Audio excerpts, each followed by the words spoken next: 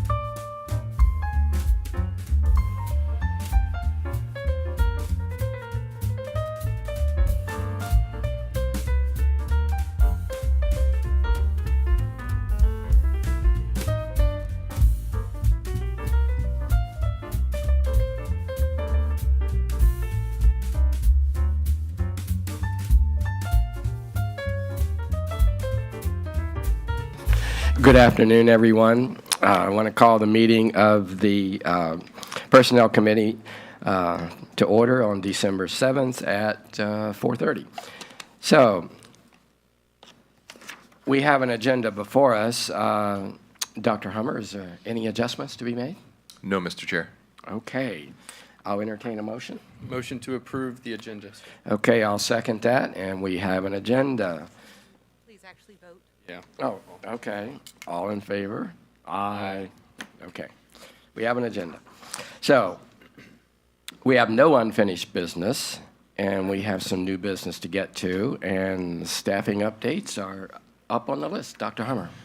Yes, sir. Thank you, Mr. Chair. So we have 3 items before you this evening.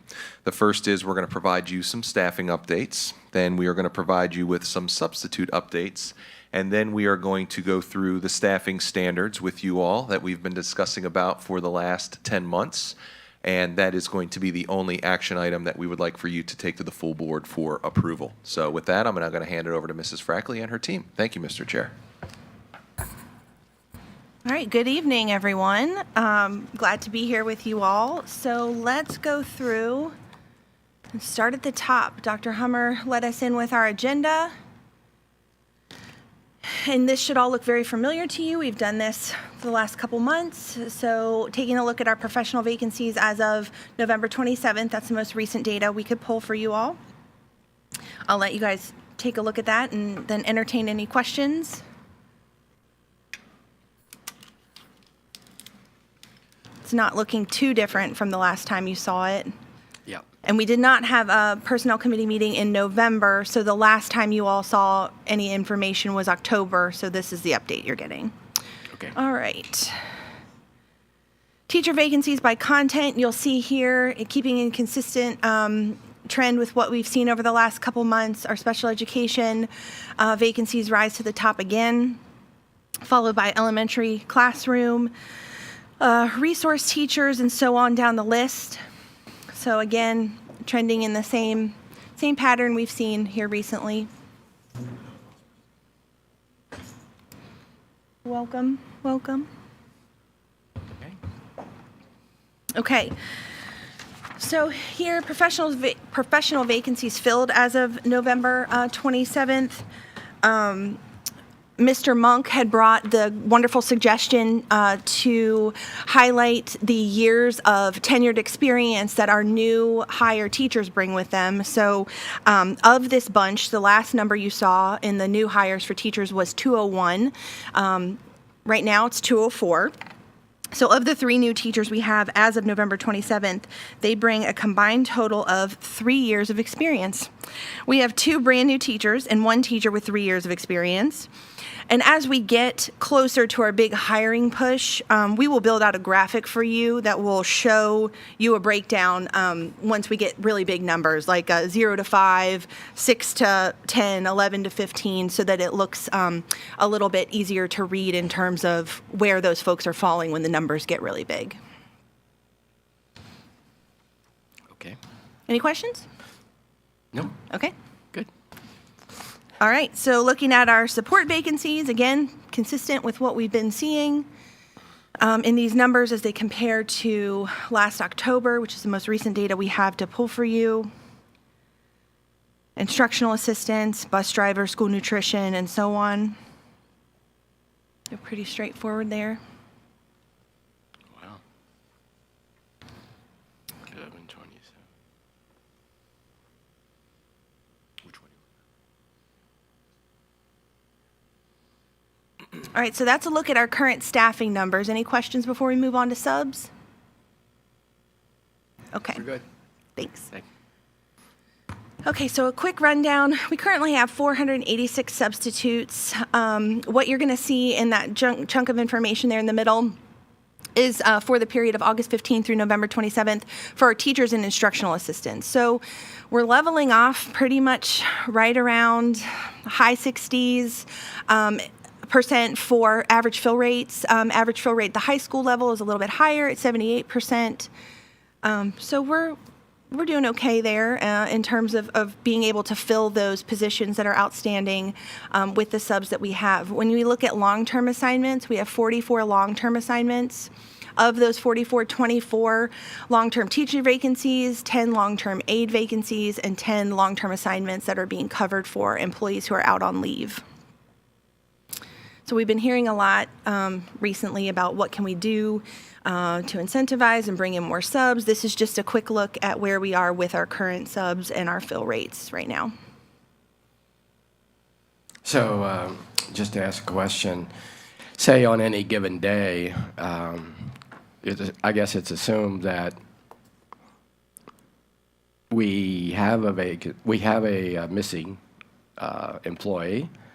We go to the sub list, and so we have a 67% chance of filling it.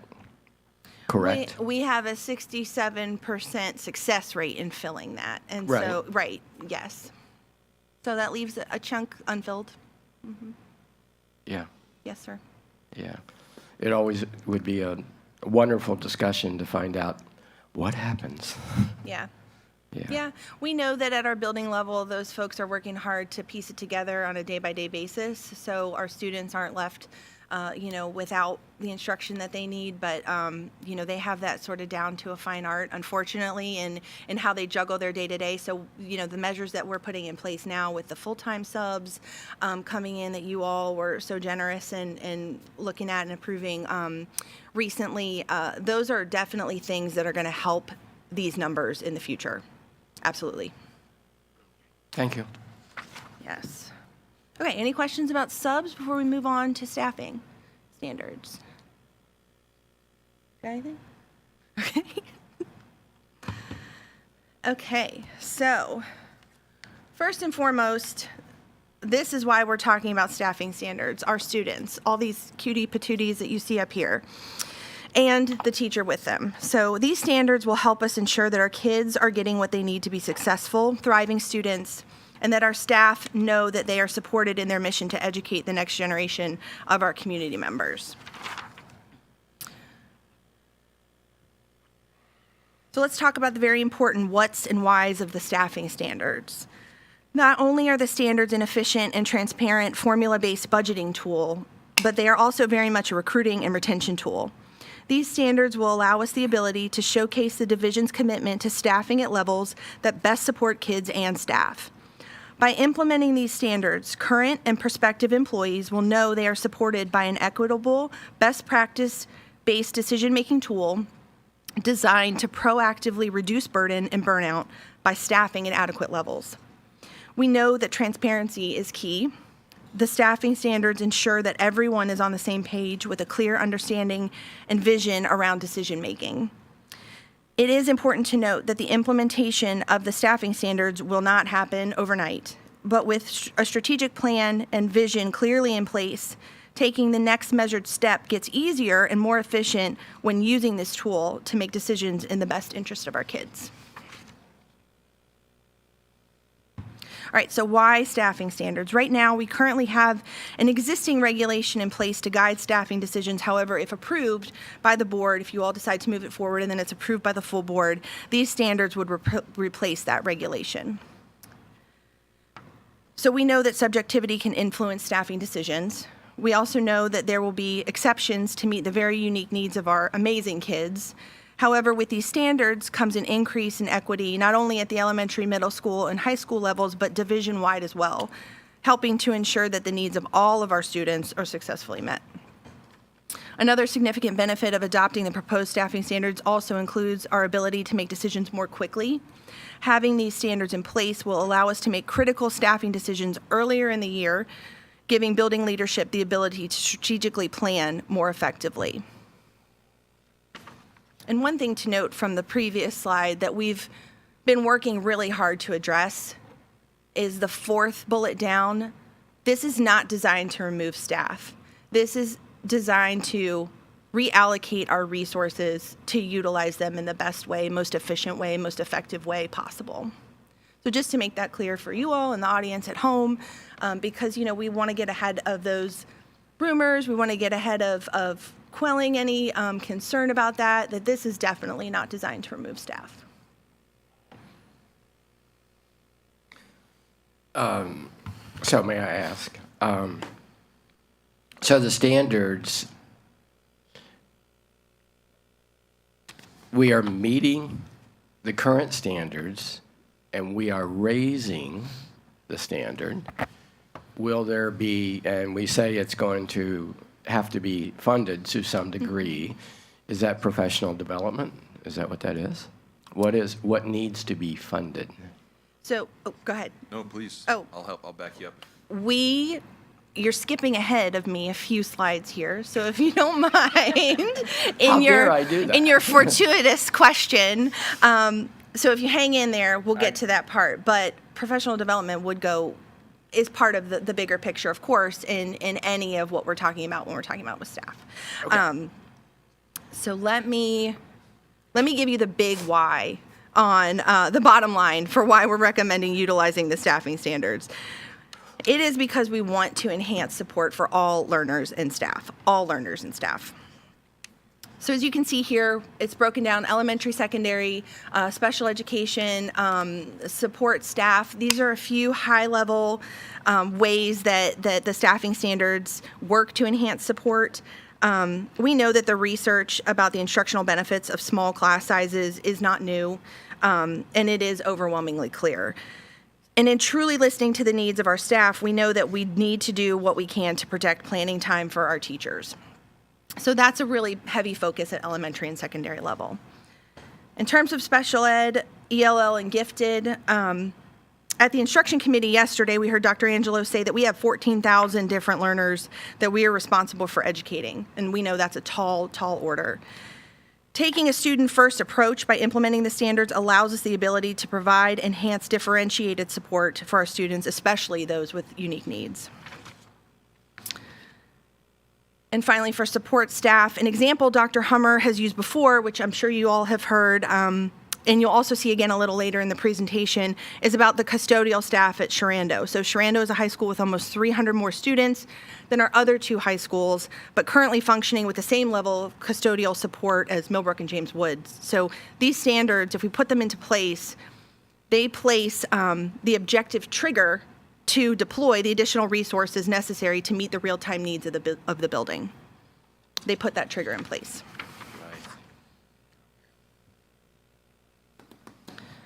Okay, so the next couple slides are going to take a deeper dive into various chunks of the standards. And the way we'll look through these sections will include three parts. The current state standard, the standard we currently are utilizing in FCPS, and the recommended local standard we are proposing for your consideration to move to the full board. So on this slide about elementary, you'll see we are continuing to support lower class sizes, but adding additional resource teachers to help protect the planning time of our teachers. So this is pretty much like a cross-section example of the change from state to current to what we would recommend ultimately. And you're about to see a whole bunch more slides that look like this. So you can ask questions per slide. You can save them all up to the end, whatever you guys want to do if you have questions. We're going to go through a variety of cross-sections, essentially. So here in secondary, Again, you'll see the changes as we move across the sheet from state to current to recommended. You'll see we're working to reduce class size, understanding that we know that that's best practice. So first, any questions on how to read this, what you're looking at?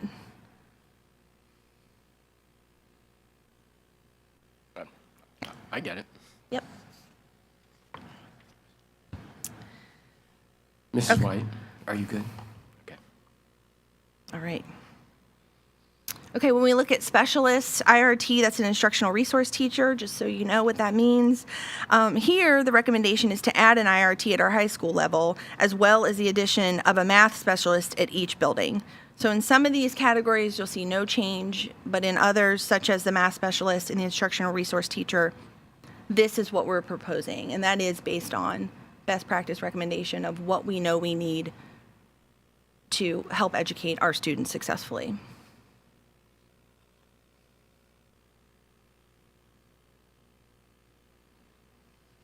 Okay. I got it. Instructional support. The goal here is to continue to support the earlier grades with additional instructional assistance. So some of these, no change again. You'll see 1 through 5 grade instructional assistants. We're now recommending 1 per 5 sections. And you'll also notice the contracted subs here as well.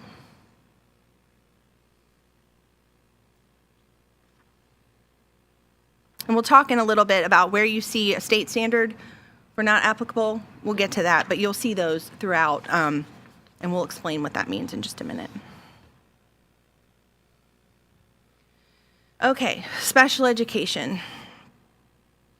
So there's a lot going on here on this particular slide. And as you saw earlier, special education remains at the very top of the vacancy list. This continues to be a critical shortage area for hiring.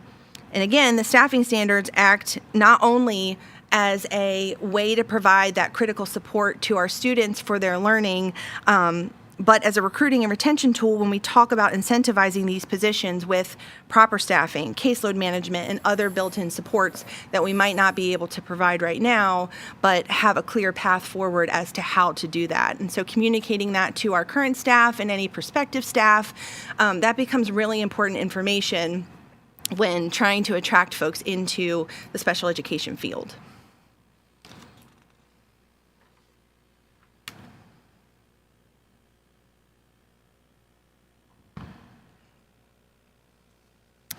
All right, our English language learner population. So I had to go to Dr. Hummer and ask to make sure I understood what all the LV, level 1s, level 4s, level 5s meant for my own clarity. So I will let you know that when you see in that box in the upper right, we're talking about a level 1 student at 1 to 25, and that is a student that comes to our school division with little to no English, speaking English. And so level 3 and 4, a 1 to 4 ratio is what we're recommending. That's a moderate, a student who can moderately speak English. Level 5, 1 to 250, that would be what we would consider proficient. And so when we look at this, we know that the data around our growing ELL population is very clear. That's out there for everybody to see. By moving to an improved local standard, we can then provide targeted support to meet the needs of our ELL students much, much better.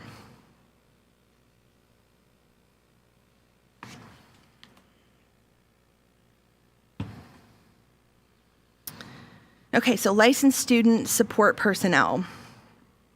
We know that our kids come to school with traumas and stress on good days and bad days, and they are expected to be successful in their learning under sometimes difficult conditions and circumstances. The standards will improve our ability to provide that proactive support that is so critical to the health and well-being, not only of our kids, but of our overall school community. So when we look at these numbers, I know that when I read between the lines and piece it together, that's really what I'm seeing is that critical proactive support that more of these resources can help our students that do come to school under difficult circumstances and to be able to learn. And we talk about, you can't learn if you're hungry, things like that. And so really digging into that, this is what we're looking at in some of these numbers.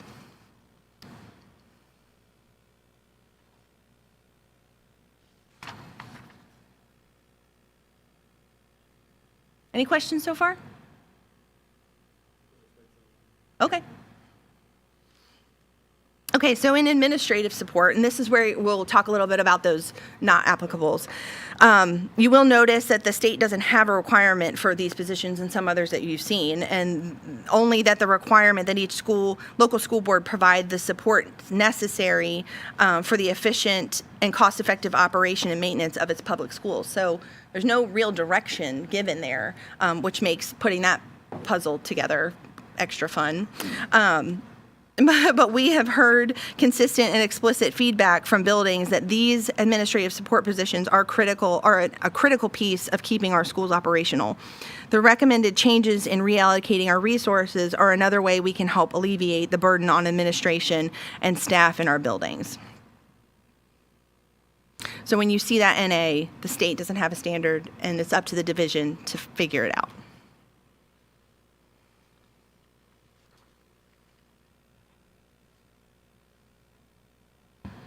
Okay, we're going to take a look at operation and safety.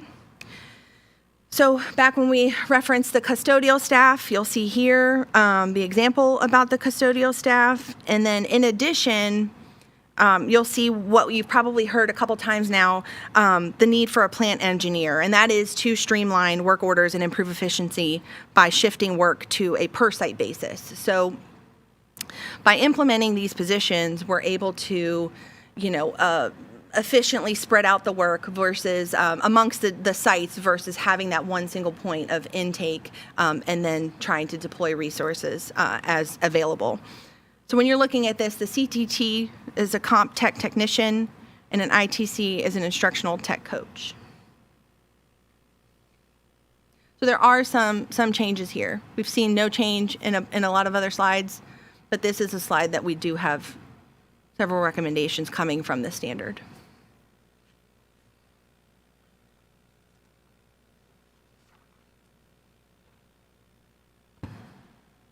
All right, and finally, we'll talk about our building level administrators. So right now, we're thinking that we're going to stick with one principal per building. So no proposed change there. But what you'll notice here is that the Dean of Students position is on this list. This position would fall just under an assistant principal. And not only does this provide necessary support to the administrative team at each building, but also serves as a critical recruitment and retention tool. So when we talk about leadership succession planning and pipeline building, by adding a dean of students at each building, we are creating a deeper, more transparent career path for future administrators here at FCPS, not necessarily in other divisions. So that is certainly an added benefit of implementing not only to provide that extra support for administrators, but thinking long-term in terms of how are we developing our own to continue on in our division. All right, so we might want to pause for questions because Dr. Hummer's going to take it over from here. I don't know, unless you want to go through the rest of this next slide, Dr. Hummer? That's at the will of the board. Would you guys want to go through questions and break it down, and then we can jump into this slide and then closing out the presentation? How do you guys want to do that? There's two other slides I was going to go through. Mm-hmm. Yeah, we can go ahead because I think one or two of the questions that I have, I think you're going to answer. Okay, all right. So first and foremost, I want to thank Mrs. Frackley. She has done an amazing job. I want to thank our team going through this. This is a heavy lift. This is something that is going to take us time to process. It's going to take us time to work through. It's going to take us time to get us where we need to be, as Mrs. Frackley clearly explained, to meet the needs of our students. This is also a recruiting tool, as we are going to be attracting more staff to make sure that our staff understands that we have a standard that we're going off of, that if your class gets to 24, 25, 26, 27 students, that we are going to fund that to make sure that that doesn't happen. With that being said, the reason that this is going to be a heavy lift, because if you just look at the numbers and what we are proposing, we are going to need additional space for some of these additions. I was having a conversation with an elementary principal a couple months ago. I shared this example, and I said, if based on the standards you get 3 additional teachers, do you have space for those teachers? And at this moment, he does not. So we want to make sure that whatever we decide on and whatever we vote on, we understand that there is going to be a lot more work that's going to go into this. Yes, as Mr. Lake has mentioned earlier, Mr. Chair has mentioned earlier, there is a state standard that we go off of in regards to how we receive our funding. But if you pay attention to the JLARC and VDOE, those standards have not been adjusted in quite some time. And those are not numbers that support the needs of our students. If you talk to our teachers and if you talk to our principals and just tour our schools, we have some classrooms that have a lot of students in. Now, we meet the state standard, but we don't meet the standard of meeting the unique needs of our students. And as that number continues to climb, we want to make sure that we are supporting our staff so that they stay and that we attract new staff when we are going through the recruiting process. As Mrs. Frackley mentioned earlier, we need to do a better job of a school division as we continue to take a look at these numbers and utilize this tool to plan ahead as we register our students and take a look at our standards, as well as moving forward through the budget process so that we can start attracting and getting these teachers sooner so that our principals and staff can plan for meeting the needs of our students. So when you take a look at this slide, I want you to be careful and not panic. This is if we were to move forward with each of these categories, and I put together a projected 5-year plan and what that would look like. As we know, there is probably going to be a very slim chance that we would receive these dollars for each of these categories because this does not factor in all the other needs of our school division. However, what my recommendation is going to be is that if we approve this standard and if we approve this model moving forward, we will continue to chisel away and work towards this. There are going to be some specific school sites. Again, we're not removing staff. However, there is going to be some moving of some vacancies and some staff so that we could align ourselves with this standard. And there's some schools that they are under the standard, so that we are going to have to make sure that we add additional positions to those schools, as Mrs. Frackley mentioned, the Sharando example that we continue to utilize. And then, of course, we would work with our building level principals for those exceptions where if there is a rationale as to why there's additional staff in their building that is over the standard because of a student with a disability or an English language learner or a specific need, but it's going to have to be a very objective, measurable reason as to why we're going over. We can no longer be subjective because we have to be good stewards of our dollar and we have to be good stewards of the budget process. This will guide us moving forward. And this will be a more structured process to say, this is why we need these positions because of this standard, and it will no longer be, we think we need these positions because of X, Y, and Z. So please don't panic with this particular slide here. This was just a rough estimate because at the end of the whole staffing standard, we are understaffed in regards to staffing our buildings, meaning we need to add staff to meet the standard to meet the needs of our students, and that is across the board in all categories. This is a very arduous process. It's a very necessary process, though. We are taking a look at all of our positions at all of our buildings. We're working very closely with all of our principals and our staff as well to make sure that we can establish this standard and utilize it moving forward. So with that being said, if you don't mind going to the next slide, just want to kind of reiterate a couple things. I think the biggest point here is number 4, to alleviate any rumors that we might be hearing, and I think we've kind of addressed most of those. But I would say the biggest bullets here for me are going to be number 2 and number 5. These are all important, but those 2 are very important to me. First is we want to make sure that we are upfront in regards to how we're staffing our buildings, and we want to make sure that we are being good stewards of our dollar and good stewards of our allocation of resources. That is so important, and I want to make sure that we continue to do that in an efficient fashion. The last bullet is going to be something new for us, and it's going to be new for Frederick County Public Schools. we are bound by the locality and the state in regards to how we budget. We go through the budget process every year, and every year those allocation of dollars gets spent. And then if we have an overage, which we do every year, thankfully, so we don't go to jail, right, Mrs. Camry? But we utilize those dollars to spend in other areas. And then we do the process all over again, like Groundhog Day. However, with this new process, we are going to think ahead. We are going to challenge ourselves to take a look to the future. We are going to challenge ourselves to take a look at where we want to go so that we can continue to meet the needs of our students, and we can no longer say we're at the same problem that we were last year. So I say that to you because we cannot commit a future board to a future budget. We just can't. However, if we commit to a model to challenge ourselves to look ahead, that is going to be the intention of you approving these staffing standards, because it's what I'm going to call a soft approval, because if we approve the model, it's going to change every year because it's contingent on funding. As I mentioned, if you look at the last slide, if we were to move forward with all of the items that are in that first column, we cannot afford those dollars. There's no way. I will share that with you right now. However, if we do have money to work towards certain items, and if it is the will of the board, and there might be something that a board member would like for us to consider, and the whole full board approves, then of course we'll move forward with those items as we move forward. But every year, we're going to keep a close eye on each of those items as we get closer to that, because the other piece that we have to remember here is this does not factor in our growth. This doesn't factor in as we continue to expand and add schools, so we'll have to make sure that we factor that in, as well as inflation and COLA and all that as that continues to increase. That's just where we're at now.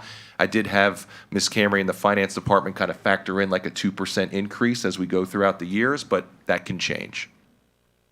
So with that being said, again, I want to thank Ms. Frackley, I want to thank my team, I want to thank our principals and our staff, and I thank you all for allowing me to at least present this to you all, because I believe this definitely will move our school division in the right direction. I'm looking forward to all the questions that we are going to get with this, because I want to make sure we get it right, and I want to make sure that we are setting ourselves up for success in the future.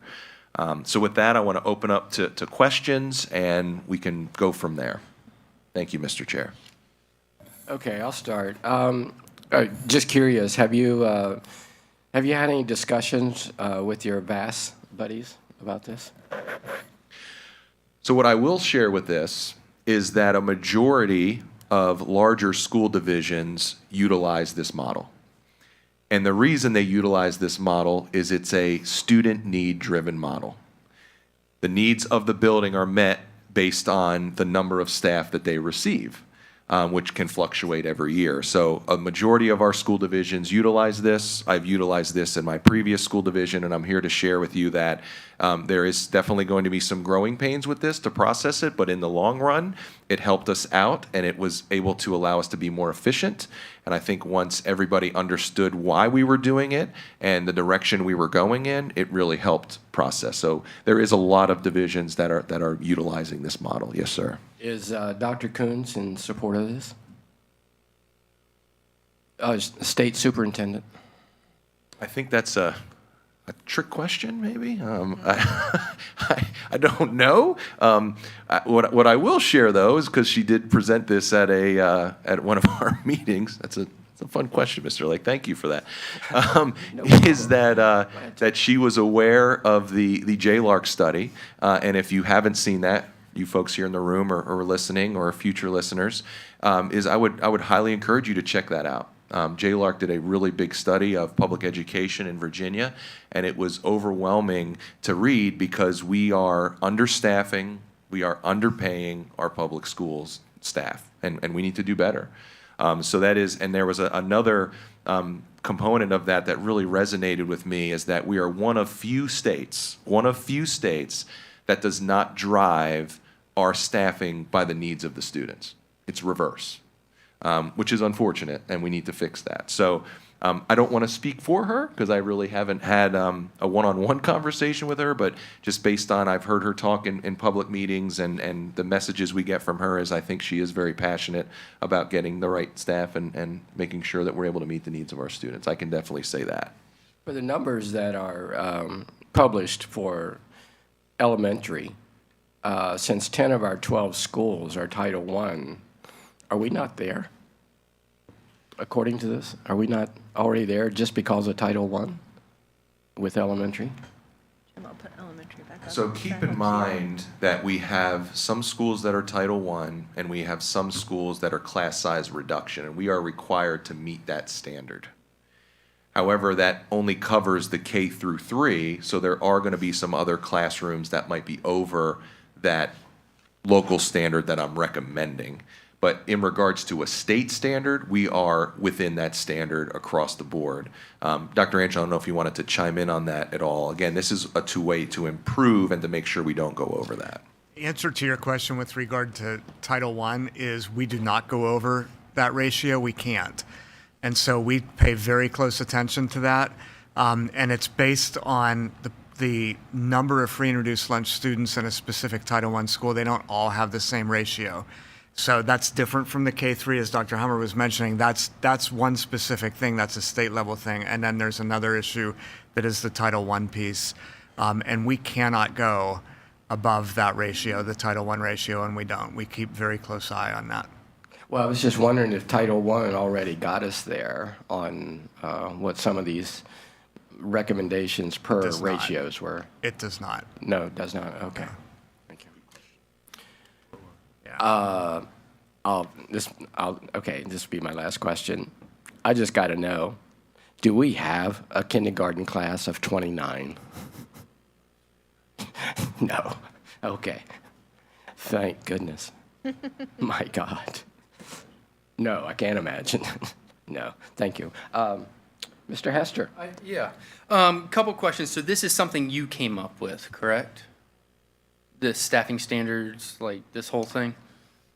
Have we gotten any input from the current building administrators, like the principals and Yes. things like that? Yes. So again, I don't know if that's a trick question. So I didn't come up with this concept. Yeah. This concept is across Virginia, so I wish I could take credit for it, but no, I did not. So we had come up with it as a team. Yes, I brought the idea forward, and then we worked with administrators, we worked with staff, and we continue to work through that. Yes, sir. What's the feel from, say, the elementary, middle school, and high school administrators on this concept? So as I mentioned to you earlier, at first, I think there was some confusion. I think there was some what was the intent and the why. And I think after we had numerous conversations with them and allowed them to kind of vent some of their frustrations with not understanding, I think we were able to get to a better understanding because, again, at the end of the 5 years, we are going to be adding staff. This isn't a way to subtract staff. And to be fully disclosure, Mr. Hester, I think that's a great question. I think we've had a lot of subjective practices in regards to adding staff to our buildings. And I think that is going to, again, take some time for people to understand that we want to meet the needs of our students. And if we don't have a objective, data-driven rationale as to why we're adding positions to buildings, I think that is definitely going to lead to more issues for us, and it is going to take some time for people to understand. But where we stand right now, unless something has changed and my team's not sharing with me, overall, everybody is appreciative of us working through this and understanding what we're trying to do in the long run. And every ratio that we are proposing is better than that state standard to make sure that we're providing and meeting the needs of our students.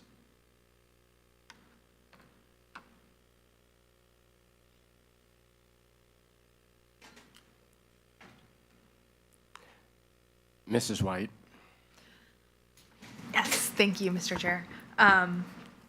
So on a couple of these slides, do we have any classroom in the division that is at or greater than 30?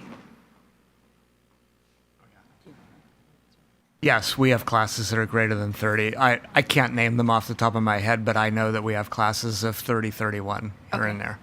Not many, and we prefer not to, but sometimes it happens based on enrollment grows in a grade level after Labor Day that we weren't anticipating, something like that. Okay. And the 1 per 5 sections, just some clarification on that. Is that 1 per 5 classes? What does that mean? Which slide are you on? I'm sorry. Can you? Do you? Let's find it. Hold on. Yeah, which one? There This- it is. Got it. I don't know, Dr. Angelo, do you want to speak to that? That's classes, yeah. Sorry, It's okay. 1 per 5 classes. Okay. And educational diagnostician. Can you elaborate on that position? I can take that, Dr. Angelo. either one. So whenever you go through an evaluation for a student with a disability, it involves two aspects of an evaluation. You have a psychological evaluation and an educational evaluation. And you want to make sure two people are doing that, because if you just have one person doing those evaluations, in most evaluations, you're comparing the results. And if you have one person comparing those results, it could make it to be very difficult.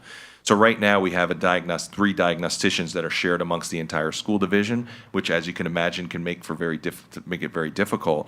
But the other aspect of an educational diagnostician is to help with the implementation of the recommendations that come out of that testing. And when you just have three individuals that are doing the testing across the division, if we can add to those numbers, it will help for the implementation of strategies in the classroom, as well as making sure that we're implementing what they're recommending. Because as we've shared, our results for our students with disabilities, we have some work to do. So it's to add to those areas. Thank you. And then I had a question as the slides were going through about a difference between level 1 and level 2. I don't think it was in regards to the ELL. For special education? Yes, that's Yeah. what it is. Hang on one second. We'll go back to that I slide. can answer that one as Yeah, well. sure, Dr. go Angelo, ahead. Please fill in here. So there's two different levels of students with disabilities based on the level of service that they receive. Okay. So level 1 is going to be more of your student who is mainstream, general ed classes, receives a lot of self-contained services in a self-contained special ed classroom, which is a smaller class size. Level 2 is going to be more of like our learning centers for students that receive a lot of their services in a self-contained setting, and that percentage is 60%. If they receive 60 or more percent of their time in self-contained, that's a level 2. Perfect. And Thank you. delineating between those two. Thank you for clarifying these positions. I think it just goes to show, the public that we do have very differentiated needs for students. And this is our focus to kind of dive deep into the tier 1 and the tier 2. And I believe this standard will help us. On the, there's none of these standards that would in any way affect NREP. True? No, because they're guided by a different ratio, because it's Okay. it's different. Yes, sir. Okay, all right, thank you. And you mentioned the model's going to have to change every year based off of funding and stuff. Are we going to have a subcommittee or something that reviews, maybe two principals from the elementary, middle school, and high school that come together on a regular basis to talk about this? Because my only concern is that every building is different, and that building administrator knows about their building. And that's my only concern about this, because if we,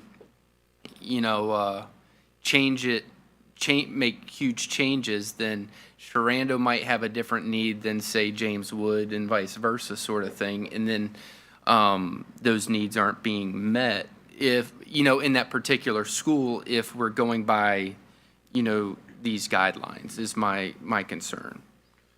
Mr. Chair, can I address that? Oh, Yeah, please. great question, Mr. Hester. So two things that I would like to add to that. The first is these standards are designed to be differentiated, because we don't just have a standard general ed ratio and that's going to cover across the board.